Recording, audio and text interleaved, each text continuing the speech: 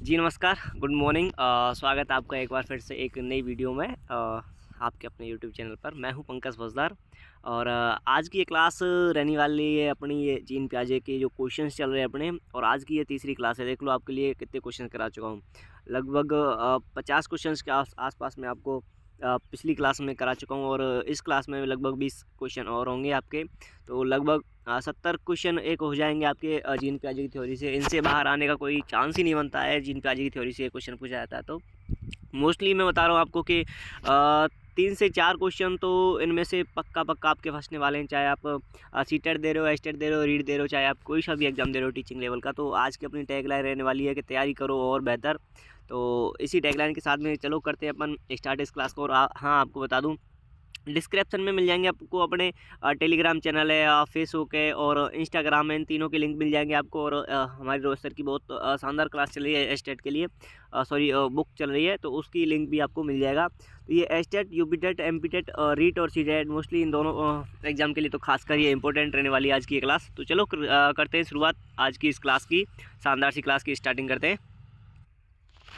आज का अपना पहला क्वेश्चन है कि जब बालक क्या कहता है क्वेश्चन, कि जब एक बालक अपने आप को नई परिस्थितियों में समायोजित कर लेता है तो जीन पियाजे के अनुसार यह क्या है। तो जीन पियाजे ने इसको क्या कहा है। तो आज के सारे क्वेश्चन को स्टार लगा लेना, क्योंकि सब क्वेश्चन जो है प्रीवियस ईयर के आए हुए क्वेश्चन है आज के। इसको हम समायोजन कहेंगे, स्कीमा कहेंगे, समावेशन कहेंगे या फिर स्थानीकरण कहेंगे।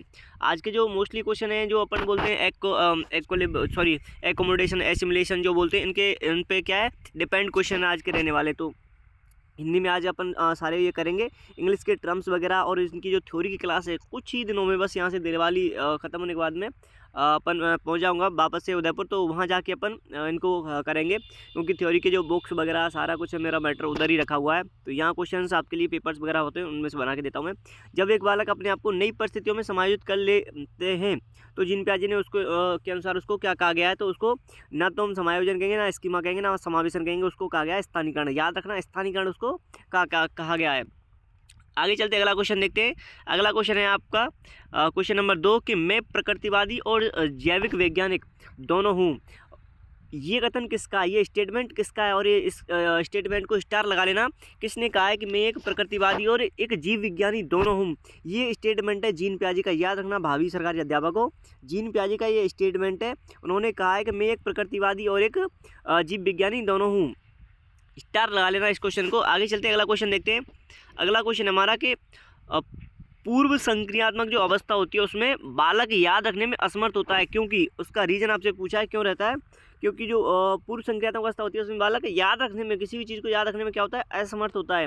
तो विचारों में विलोमीय क्षमता पाई जाती है इसलिए होता है, या फिर प्रतीकात्मक विचार पाया जाता है इसलिए होता है, या फिर अनुत्क्रमणीयता पाई जाती है इसलिए होता है, या फिर अहम केंद्रवाद जो पाया जाता है वो इसलिए होता है। आपको बताना है सही आंसर इसका क्या होगा। पूर्व संक्रियात्मक अवस्था के बारे में हमसे पूछा है, प्री ऑपरेशनल जो स्टेज होती है उसके बारे में। तो याद रखना वहाँ पर विचारों में क्या पाई जाती है, अनुत्क्रमणीयता पाई जाती है। इसलिए क्या करता है बच्चा, याद रखने में क्या होता है, असमर्थ होता है, याद नहीं कर पाता है। आगे चलते हैं अगला क्वेश्चन देखते हैं। अगला क्वेश्चन हमारा कि पियाजे की किस अवस्था में बालक की विवेचना तार्किक नहीं होती है।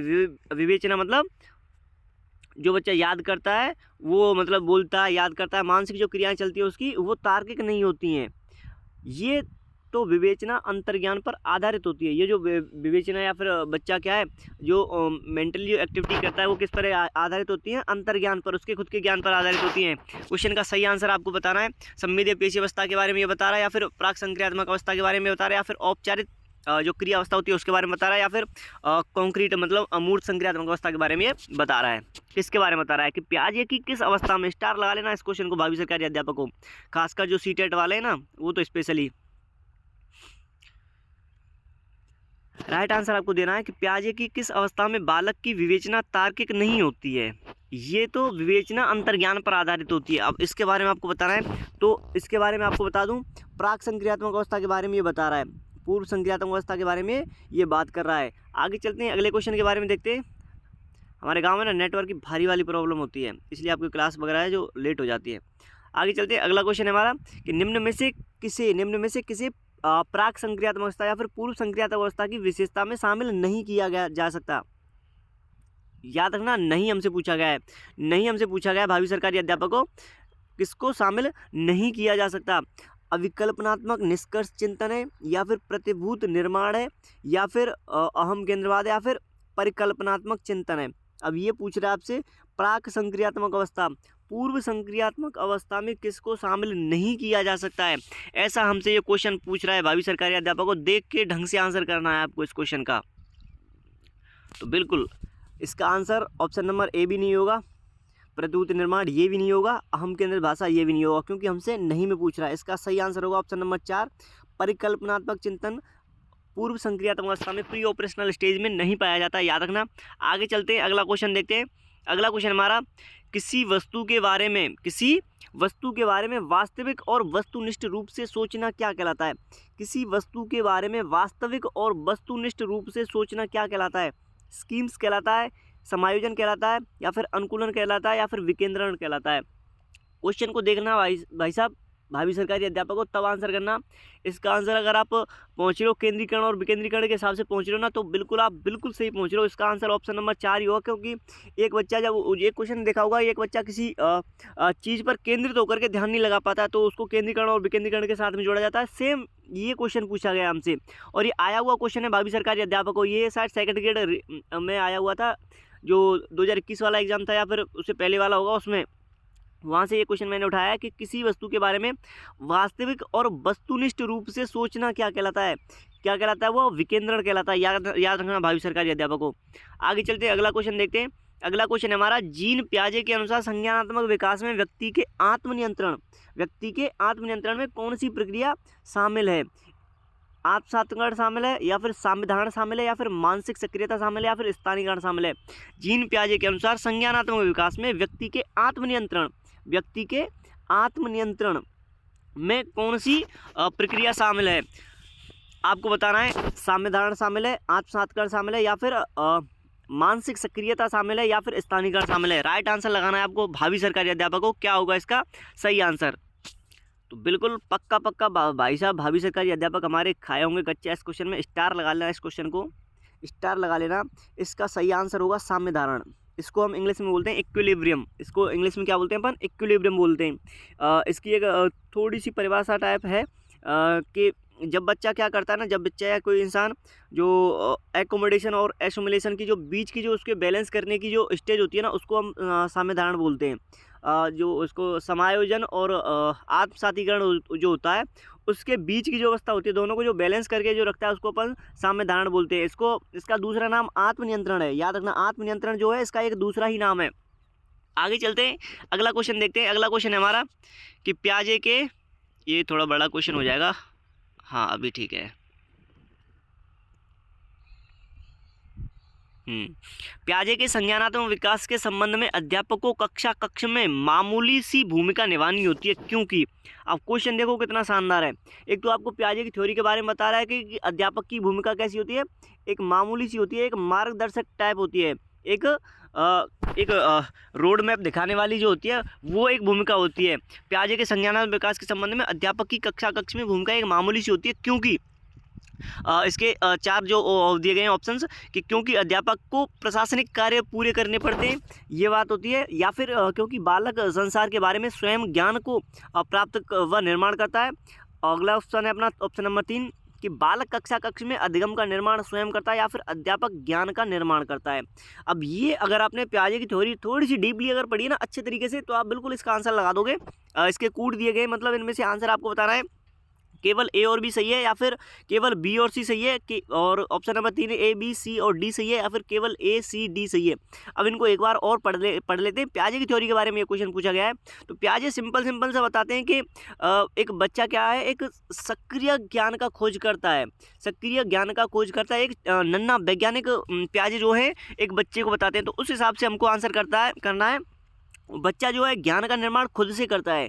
तो इस हिसाब से देखते हैं वापस से ऑप्शंस को, क्योंकि अध्यापक को प्रशासनिक कार्य पूरे करने पड़ते हैं, ये तो हमारा आंसर होगा नहीं पियाजे की थ्योरी के अकॉर्डिंग। क्योंकि बालक संसार के बारे में स्वयं ज्ञान को प्राप्त व निर्माण करता है, ये होगा बिल्कुल पक्का होगा। ऑप्शन नंबर सी है, बालक कक्ष में अधिगम का निर्माण स्वयं करता है, ये भी होगा। अध्यापक ज्ञान का निर्माण करता है, ये बिल्कुल नहीं होगा साहब, अध्यापक नहीं करता, बच्चा खुद करता है। तो बी और सी हमारे सही होंगे। तो ऑप्शन नंबर 2 जो है वो हमारा सही आंसर हो जाएगा। अगला देखते हैं क्वेश्चन नंबर 9 हमारे सामने है, कौन सा जो जोड़ा है वह सुमेलित है। सुमेलित जो जोड़ा है वो आपको बताना है कि संवेदीय पेशी अवस्था तार्किक चिंतन होता है उसमें, जो सुमेलित है वो बताना है आपको, असुमेलित नहीं, सुमेलित है जो वो बताना है। प्राक संक्रियात्मक अवस्था, उसमें आपको लाक्षणिक कार्य देखने को मिलते हैं, बिल्कुल जी। अगला ऑप्शन है हमारा औपचारिक क्रियावस्था, अनुत्क्रमणीयता पाई जाती है उसमें। या फिर ऑप्शन नंबर 4 है कि मूर्त संक्रियात्मक अवस्था और निगमनात्मक चिंतन पाया जाता है, डिडक्टिव रीजनिंग जो इसको बोलते हैं। तो इस हिसाब से आपको बताना है जो सुमेलित है। संवेदी पेशी अवस्था में जो तार्किक चिंतन पाया जाता है क्या? बिल्कुल नहीं पाया जाता साहब। प्राक संक्रियात्मक अवस्था में लाक्षणिक कार्य पाए जाते हैं क्या? देख लेते हैं अगले ऑप्शंस को। औपचारिक क्रियावस्था में अनुत्क्रमणीयता पाई जाती है क्या? बिल्कुल नहीं पाई जाती साहब, ये तो प्री ऑपरेशनल में पाई जाती है। मूर्त संक्रियात्मक अवस्था में सब निगमनात्मक चिंतन पाया जाता है क्या? बिल्कुल नहीं साहब। यहाँ हमारा ऑप्शन नंबर बी जो है बिल्कुल सही हो जाएगा। प्राक संक्रियात्मक अवस्था जो होती है पूर्व संक्रियात्मक अवस्था में लाक्षणिक कार्य करता है बच्चा। क्या करता है? लाक्षणिक कार्य करता है। अगला ऑप्शन देखते हैं साहब। अगला ऑप्शन है हमारा क्वेश्चन नंबर 10 क्या कहता है कि राम चाय और दूध को मिलाकर पीना सीख गया है। जब भी राम को चाय दी जाती है तो वह उसमें दूध को मिलाकर के पीता है। पियाजे के अनुसार यह क्या कहलाता है? पियाजे के अनुसार ये क्या कहलाता है? तो इसका आंसर आपको लगाना है। स्थानीकरण कहलाता है, अनुकूलन कहलाता है, संरक्षण कहलाता है, या फिर संकीर्णन कहलाता है। तो इसका एक इंग्लिश में टर्म से बता देता हूँ, एसिमिलेशन इसको बोलते हैं अपन। मैंने भी ऐसे ही याद कर रखे, स्टार लगा लेना इस क्वेश्चन को भावी सरकारी अध्यापकों। और मैं आपको जो आने वाली जो क्लासेस होंगी उनमें बताऊंगा कि ये जो पियाजे की थ्योरी या फिर मोस्टली बहुत सारी थ्योरी हैं उनमें क्या है अपन कंफ्यूज हो जाते हैं। इंग्लिश की टर्म्स जो होती हैं बहुत आसान पड़ती हैं। अब इसमें आप घूमते रह जाओगे। अनुकूलन बोलते हैं, समायोजन बोलते हैं उसको, या फिर स्थानीकरण बोलते हैं, या फिर जो एक और होता है उसको मैं भूल रहा हूँ, दिमाग से निकला। तो इनके बारे में आपको बहुत आसान सी ट्रिक्स बताऊंगा कि इनको अपन कैसे याद रख सकते हैं।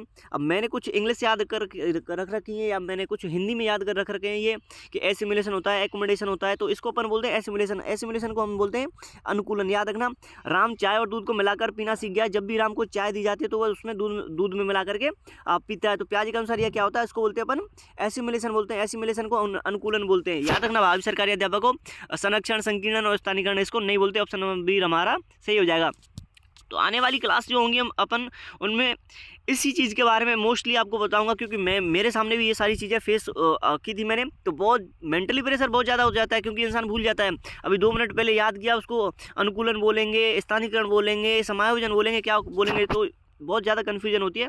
आपकी कन्फ्यूजन बहुत सिंपल ही तरीके से दूर हो जाएगी, चिंता ना करना। अगला क्वेश्चन है हमारा कि बच्चों के सीखने के तरीके पर सबसे पहले अध्ययन करने वाले कौन थे? कोलबर्ग थे, स्किनर थे, जीन पियाजे व ब्रूनर थे, अल्बर्ट बंडूरा थे, और ऑप्शन क्या है? उपयुक्त सभी। तो उपयुक्त सभी हमारा ऑप्शन होगा नहीं। इनमें से आपको आंसर लगाने हैं कि बच्चे के सीखने के तरीके पर सबसे पहले अध्ययन करने वाले कौन थे? कोलबर्ग और स्किनर थे, जीन पियाजे और ब्रूनर थे, अल्बर्ट बंडूरा थे। तो याद रखना, पियाजे और ब्रूनर ने सबसे पहले अध्ययन किया था बच्चे के सीखने के तरीकों पर। याद रखना भावी सरकारी अध्यापकों। और ब्रूनर की थ्योरी बहुत ज़्यादा इंपॉर्टेंट है। याद रखना, बच्चे के विकास के बारे में, बच्चे के डेवलपमेंट के बारे में, बच्चे के सीखने के बारे में, बच्चे की क्रिएटिविटी के बारे में ब्रूनर की थ्योरी बहुत ज़्यादा इंपॉर्टेंट हो जाती है। आगे चलते हैं, अगला क्वेश्चन है हमारा कि संज्ञानात्मक सिद्धांत में बच्चे को किस रूप में देखा जाता है? ये क्वेश्चन बहुत आसान है, इतना ज़्यादा कोई रॉकेट साइंस लगाने की जरूरत नहीं है। हालांकि स्टार है, सितारा बिंदु क्वेश्चन है। समस्या समाधान करने वाले के रूप में, वैज्ञानिक अन्वेषण के रूप में, अधिगम का निर्माण करने वाले के रूप में। बिल्कुल सही है। जीन पियाजे की थ्योरी आपने पढ़ी है, तो तीनों की तीनों बातें इसमें एकदम सेट फिट बैठती हैं कि समस्या समाधान करने वाले के रूप में हम बच्चे को देखते हैं, और एक नन्हे वैज्ञानिक और एक अन्वेषक के रूप में हम क्या है बच्चे को देखते हैं, और अधिगम का निर्माण करने वाले के रूप में बच्चे को देखते हैं। तो हमारा ऑप्शन नंबर 4 जो है सही हो जाएगा। अगला क्वेश्चन देखते हैं। क्वेश्चन नंबर 13 हमारे सामने है कि निर्माण व खोज के सिद्धांत के प्रतिपादक कौन है? जो जीन पियाजे की जो थ्योरी है ना, जीन पियाजे की थ्योरी, पियाजे हमारा इसका राइट आंसर होगा। बिल्कुल इसमें कोई सोचने वाली बात नहीं है कि पियाजे की जो थ्योरी है ना, अपन इसको बोलते हैं क्या नाम है, भूल गया। अब ऐसा होता है कभी कभी भूल जाते हैं, दिमाग से निकल जाता है। जो मनोलैंगिक विकास का सिद्धांत दिया ना पियाजे ने, तो उसी को अपन क्या बोलते हैं? निर्माण व खोज का सिद्धांत बोलते हैं। याद रखना। आगे चलते हैं, अगला क्वेश्चन देखते हैं। अगला क्वेश्चन हमारा, माइंड से ऐसे स्लिप होती है कभी कभी तो कोई चीज़, कि जीन पियाजे के अनुसार स्कीमा निर्माण। क्वेश्चन को देख लेते हैं, ऑप्शंस को देख लेंगे। जीन पियाजे के अनुसार, क्वेश्चन को थोड़ा सा ढंग से देखना और स्टार बना करके रखना है इसको, कि जीन पियाजे के अनुसार स्कीमा निर्माण वर्तमान योजना के अनुरूप बनाने हेतु नवीन जानकारी में संशोधन और नवीन जानकारी के आधार पर पुरानी जानकारी में संशोधन। के परिणाम के रूप में घटित होती है। इन प्रक्रियाओं को जाना जाता है। इन प्रक्रियाओं, अब देखो मैं आपसे बोला था ना कि इंग्लिश के टर्म्स क्यों जरूरी होते हैं, तो इस क्वेश्चन को हिंदी के टर्म्स से अगर कोई करेगा ना तो हिंदी मीडियम वाला बच्चा ही कर पाएगा, जिसको बहुत डीप हिंदी आती हो वही कर पाएगा। अदरवाइज इस क्वेश्चन को करने के लिए ये समझ लो कि अब हिंदी में ऑप्शन है आपके सामने, तो इंग्लिश आपको आती नहीं, तो बहुत बड़ा एक्सीडेंट घटना घटने वाली है आपके साथ में। तो क्वेश्चन को देख लेते हैं एक बार और कि जीन प्याजे के अनुसार स्कीमा निर्माण वर्तमान योजना के अनुरूप बनाने हेतु नवीन जानकारी में तो संशोधन करना है और नवीन जानकारी के आधार पर पुरानी जानकारी में संशोधन करना है। तो एकोमोडेशन और एसिमुलेशन और एडप्टेशन, ये 3 टर्म्स आपको अगर आती हैं तो आप इस क्वेश्चन को उड़ा दोगे। इसका आंसर बिल्कुल सिंपल से तरीके में समावेशन और समायोजन होगा। समावेशन और समायोजन होगा। आने वाली जो हमारी जो क्लास होंगी उनमें मैं आपको इन तीनों को बहुत शानदार तरीके से कराऊंगा, क्योंकि मेरे नोट्स ना तो मेरे पास हैं यहाँ पर, वो भी उदयपुरी रखे हैं, और उनमें से ही मैं सारा कुछ आपको देने वाला हूँ, और अपनी CDP मास्टर किताब जो है उसमें से। तो याद रखना, चिंता मत करो, आपको इतना सारा मैटर दूँगा बहुत शानदार वाला कि आप भी क्या याद रखोगे कि हाँ कुछ मिला है अच्छा सामान। बालक के संज्ञानात्मक विकास को प्रभावित करने वाले सर्वोत्तम स्थल कौन कौन से हैं। अब देखो इस क्वेश्चन को ढंग से देखना कि बालक के संज्ञानात्मक विकास, कौन सा विकास है, संज्ञानात्मक विकास को प्रभावित करने वाले जो सर्वोत्तम स्थल हैं उनके बारे में आपको बताना है। खेल का मैदान है, कक्षा कक्ष व विद्यालय और सामाजिक व्यवहार है, या फिर उपयुक्त सभी है। स्टार लगा लेना भाभी सरकारी अध्यापकों क्वेश्चन पर, हल्का क्वेश्चन नहीं है ये। आपको क्वेश्चन छोटा लग रहा होगा लेकिन है नहीं है। बालक के संज्ञानात्मक विकास को प्रभावित करने वाले सर्वोत्तम स्थल कौन से। अब आपसे पूछा है संज्ञानात्मक विकास, कॉग्निटिव डेवलपमेंट के बारे में पूछा है। अब आप उपयुक्त सभी पर जा रहे हो तो आप बिल्कुल करते हो। खेल का मैदान भी हमारा आंसर नहीं होगा, सामाजिक व्यवहार भी नहीं होगा, कक्षा कक्ष और विद्यालय हमारा सही आंसर होगा। कॉग्निटिव डेवलपमेंट के बारे में प्याजे की थ्योरी से अगर क्वेश्चन आता है तो याद रखना कक्षा कक्ष और विद्यालय में बच्चे का सबसे ज़्यादा मानसिक विकास होता है, संज्ञानात्मक विकास होता है। अगर आपसे सामाजिक विकास का पूछता है तो आप बिल्कुल जो सामाजिक व्यवहार है, समाज है, उसको कर देते। अगर आपसे फिजिकली डेवलपमेंट और सामाजिक सोशल दोनों ही पूछा जाता है, और ये मतलब कक्षा कक्ष हमारे पास ऑप्शन नहीं होता और दोनों ऑप्शन होते तो हमारा खेल का मैदान और सामाजिक स्थल दोनों ही सही हो जाते। लेकिन इस क्वेश्चन की अगर बात की जाती है, आपसे संज्ञानात्मक विकास पूछा गया तो कक्षा कक्ष और विद्यालय में होता है। याद रखना, अगर आप भी आपके दिमाग में कोई डाउट है ना तो बिल्कुल आप कहीं पर भी जाकर इसको चेक कर लेना। 100% बता रहा हूँ, इसका आंसर कक्षा कक्ष और विद्यालय ही होगा। आगे देखते हैं, अगला क्वेश्चन है हमारा। अगला क्वेश्चन है, भाषा में नए विचारों और शब्दों को शामिल करना क्या कहलाता है। भाषा में नए विचारों और शब्दों को शामिल करना क्या कहलाता है। समायोजन कहलाता है, संरक्षण कहलाता है, जीववाद कहलाता है, या फिर सात्मीकरण कहलाता है। क्या कहलाता है। भाषा में नए विचारों और शब्दों को शामिल करना क्या कहलाता है। क्वेश्चन को ढंग से पढ़ना और स्टार लगा लेना भाभी सरकारी अध्यापकों को इस क्वेश्चन पर। क्वेश्चन बहुत शानदार है ये। तो बिल्कुल इस क्वेश्चन का अगर सही आंसर के बारे में बात करें तो इसका सही आंसर होगा हमारा आत्मसातीकरण। आत्मसातीकरण आपको ऑप्शन नहीं दिखाई दे रहा होगा, तो बिल्कुल ये हमारा सात्मीकरण जो दिखाई दे रहा है ये आत्मसातीकरण ही है। इसके दो तीन नाम होते हैं, सात्मीकरण, आत्मसातीकरण, याद रखना। क्वेश्चन को स्टार बना करके रख लेना। भाषा में नए विचारों और शब्दों को शामिल करना क्या कहलाता है हमारा, आत्मसात्मीकरण या फिर सात्मीकरण कहलाता है। आगे देखते हैं, अगला क्वेश्चन देखते हैं हम कि प्याजे के अनुसार उत्सुकता का विकास हो जाता है, कब होता है उत्सुकता का विकास। उत्सुकता मतलब बच्चा कब उसमें इच्छा जागृत करने लग जाता है, कि बच्चा क्या होता है कि अजीब अजीब क्वेश्चन करने लग जाता है कि ये चंदा रात को ही क्यों दिखता है, सूरज दिन में ही क्यों दिखता है। इस चीज़ का विकास जो है बच्चा में कब हो जाता है, उत्सुकता का विकास कब हो जाता है। तो 4 से 8 माह में हो जाता है, 12 से 18 माह में हो जाता है, 2 से 3 वर्ष में, या फिर उपयुक्त सभी। तो बिल्कुल यहाँ हमारा ऑप्शन नंबर 2 जो है बिल्कुल सही आंसर हो जाएगा। 12 से 18 माह का जो बच्चा होता है वो ऐसे क्वेश्चन करने लग जाता है कि ये चंदा मामा क्यों ऐसे ही क्यों है, पानी में ग्लास में पानी है तो उल्टा करने पर यह फैल क्यों जाता है, गिर क्यों जाता है पानी। तो ऐसे अजीबोगरीब क्वेश्चन, उत्सुकता का जो भाव है बच्चे में विकसित हो जाता है। आगे चलते हैं, अगला क्वेश्चन देखते हैं। तो आज तो शायद हमारे 17 ही क्वेश्चन थे, तो क्योंकि क्या है कि नेटवर्क इशू मेनली होता है, तो वीडियो रिकॉर्ड करने के लिए ये समझो कि छत पे जाओ, कभी कहीं जाओ तो अपलोड करने के लिए तो नेटवर्क इशू थोड़ा सा गांव में ज़्यादा होता है, इसलिए कल भी आपको क्लास नहीं मिली थी। बाकी आज के क्वेश्चन बताना आपको, आज के जो सितारा बिंदु क्वेश्चन थे, क्वेश्चन वास्तव में मैं शानदार ही रखता हूँ, अपने बहुत अच्छे वाले क्वेश्चन रखता हूँ, टॉप लेवल के जो होते हैं। तो चलो चलते हैं, बताना आप क्वेश्चंस के बारे में, और क्लास को लाइक शेयर और चैनल को सब्सक्राइब करना बिल्कुल मत भूलना। चलो मिलते हैं अगली क्लास में कल। धन्यवाद।